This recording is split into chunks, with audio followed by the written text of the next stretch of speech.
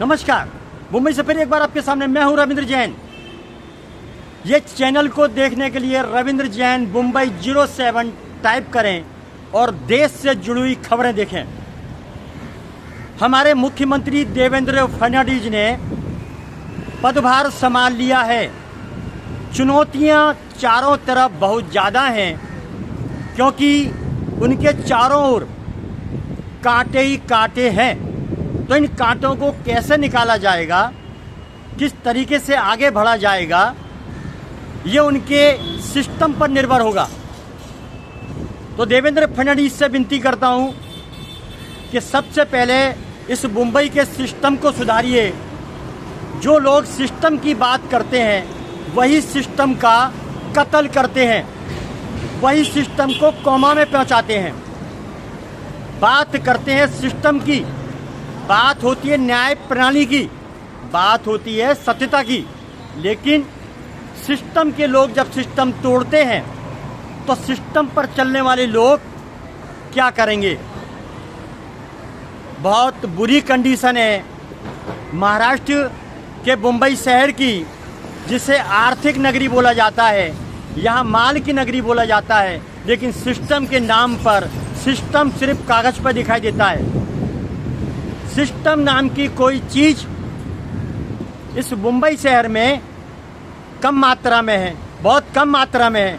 तो देवेंद्र फडणवीस जी और Mumbai police commissioner जी, इस बात को आपको गौर करना पड़ेगा क्योंकि सिस्टम के लोग कहीं ना कहीं सिस्टम को नुकसान पहुंचा रहे हैं और सिस्टम को बदनाम कर रहे हैं और सिस्टम की धौंस दिखाकर वहां पर माल कमा रहे हैं। यहाँ पर एक ही सिस्टम है, वसूली। सबसे बड़ा सिस्टम है मुंबई के अंदर वसूली सिस्टम। जगह जगह फुटपाथ भरे हुए हैं। फुटपाथ पर अवैध कब्जे कराने वाले आपके सिस्टम के लोग, शासन प्रशासन में बैठे हुए कुछ लोग जिन्होंने मुंबई की सुंदरता को खत्म कर दिया। एक फैशन स्ट्रीट है, वहां पर जगह छोटी दी होगी लेकिन उन्होंने पूरा फुटपाथ घेर लिया। ये सबसे बड़ी समस्या है। हाई कोर्ट ने, मुंबई सुप्रीम कोर्ट ने इस बात को बार बार कहा है कि जनता के लिए जो फुटपाथ हैं उनको चलने दिया जाए, फुटपाथ पर अवैध कब्जा न करा जाए। उसके बावजूद हाई कोर्ट, सुप्रीम कोर्ट की बातों को हवा में उड़ाया जाता है, उनकी कोई नहीं सुनता है। आखिर मुंबई में क्या चलता है। सबसे बड़ी एक कहानी है कि मुंबई हाई कोर्ट की जब बातें कागज़ों पे आती है, पेपर में आती है, तो 3 दिन 4 दिन इससे ज़्यादा कार्रवाई नहीं होती है। वो मुंबई हाई कोर्ट को कुछ समझते ही नहीं है। ये बीएमसी के लोग, शासन प्रशासन में बैठे हुए कुछ छोटे हल्के लोग और ये गठजोड़ जो इनका बैठा हुआ है कुछ लोगों का, जो कोर्ट की अवहेलना करते हैं, खुली चैलेंज करके अवहेलना करते हैं और जो काम करना चाहता है उसे काम नहीं करने चाहते हैं। तो कुछ लोग यहाँ मौजूद हैं। मैं सबसे पहले देवेंद्र फडणवीस से और मुंबई पुलिस कमिश्नर साहब से ये निवेदन करता हूँ कि मुंबई में जितने भी सीसीटीवी कैमरे हैं आप उनको चालू रखिए और उसका कनेक्शन आप लोग पर्सनल रखिए, क्योंकि आपने ये कैमरे का सिस्टम भी दूसरे को दिया रखा है और यहाँ पर ऐसा हो गया है कि हर किसी को खरीदा जाता है, वसूली का पैसा बांटा जाता है। इसीलिए सिस्टम की हत्या हो चुकी है, सिस्टम का कत्ल हो चुका है। पब्लिक को जो फुटपाथ थे उन पर फेरी वालों को बैठाना नहीं चाहिए, ये सब जानते हैं। उसके बावजूद शासन प्रशासन के लोग माल खाकर उनको बैठाते हैं और कोर्ट के आदेश की धज्जियां उड़ाते हैं। आर्थिक नगरी मुंबई है, माया नगरी मुंबई है, मुंबई पुलिस का नाम है। अब देवेंद्र फडणवीस का एक काम है कैसा कंट्रोल किया जाए।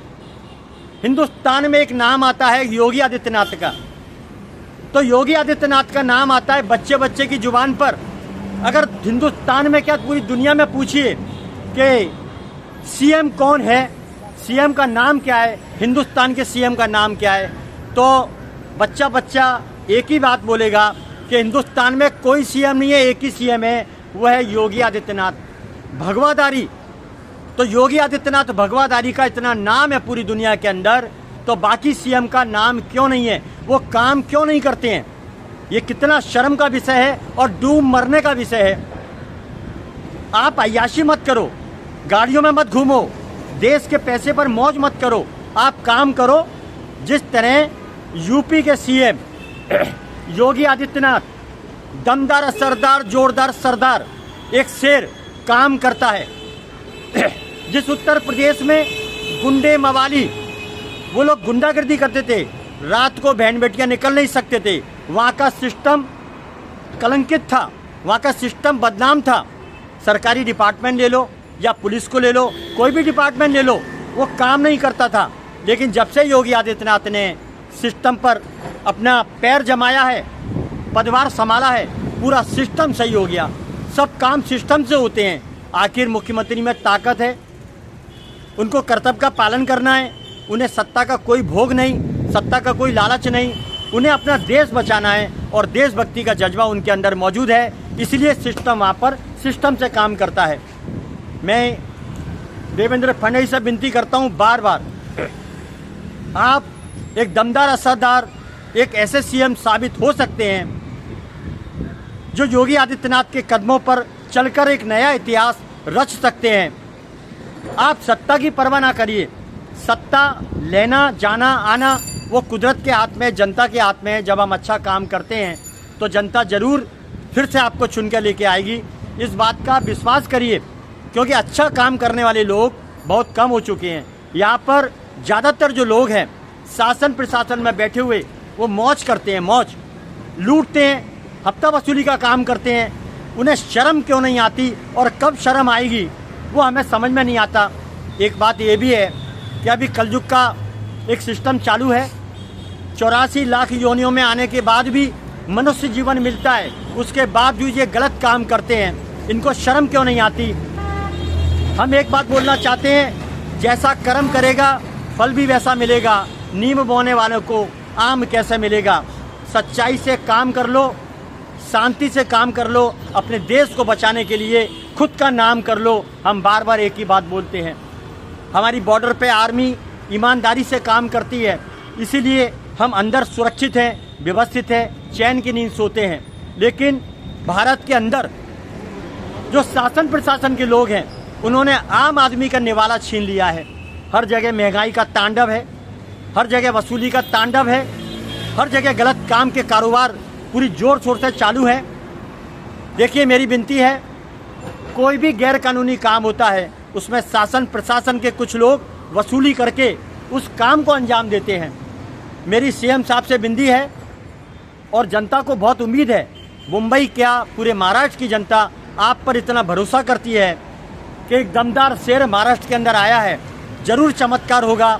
इस महाराष्ट्र मुंबई की नगरी को जरूर करप्शन मुक्त करेंगे, भ्रष्टाचार मुक्त करेंगे। आपकी उम्मीदों को खरा आपको उतारना है और आपको सिस्टम को सिस्टम के तहत चलाना है। ये जनता उम्मीद करती है और हम बार बार आपको एक उम्मीद करते हैं कि देवेंद्र फडणवीस सीएम साहब, आप अपने पद का ऐसा शक्तिशाली तरीके से उपयोग करें कि यहाँ पर सिस्टम में जो गंदगी फैला के लोग बैठे हुए हैं, वसूली करने वाले जो लोग बैठे हुए हैं, आप उनको तारीख मत दीजिए, आप उनको सीधा उनका इलाज कर दीजिए। अब उनका इलाज करना जरूरी है, क्योंकि गंदगी जो फैलाई है वो आपके डिपार्टमेंट में कुछ लोग हैं और शासन प्रशासन में बैठे हुए कुछ लोग हैं जो वसूली की खातिर यहाँ पर ड्रग्स के कारोबार होते हैं, फेरी वालों का अवैध धंधा होता है, यहाँ पर बहुत सारे गलत काम होते हैं। उस काम को आप सीसीटीवी कैमरे के जरिए और आपकी गुप्तचर एजेंसियों के जरिए मुंबई को मुंबई बना दीजिए, मुंबई को स्वर्ग बना दीजिए। वैसे तो मुंबई स्वर्ग है, मुंबई माया नगरी है, मुंबई बॉलीवुड है, लेकिन यहाँ पर जो अंदर फैली हुई गंदगी है, फेरी वालों के जगह जगह कब्जे, गैर कानूनी काम, ड्रग्स के कारोबार, जो भी कुछ है, शक्तिशाली तरीके से सख्ती से उनको तारीख मत दीजिए, ठोक दीजिए, फैसला कर दीजिए। आपको एक्शन लेना होगा। अब समय आ गया है, एक सत्ता का उपयोग, सही उपयोग होना चाहिए, ऐसी जनता की मांग है और जनता उम्मीद करती है और जनता का अधिकार है कि जनता को सुकून मिले। बस इतना ही काफ़ी है। नए साल के लिए आप नया इतिहास रचें, मुंबई को नई दिशा दें, ये उम्मीद करती है मुंबई की जनता। आप सभी को नए वर्ष की शुभकामनाएं देता हूं। इन्हीं उम्मीदों के साथ अपना वक्तव्य पूरा करता हूं। मैं हूं रविंद्र जैन, मुंबई से। जय हिंद।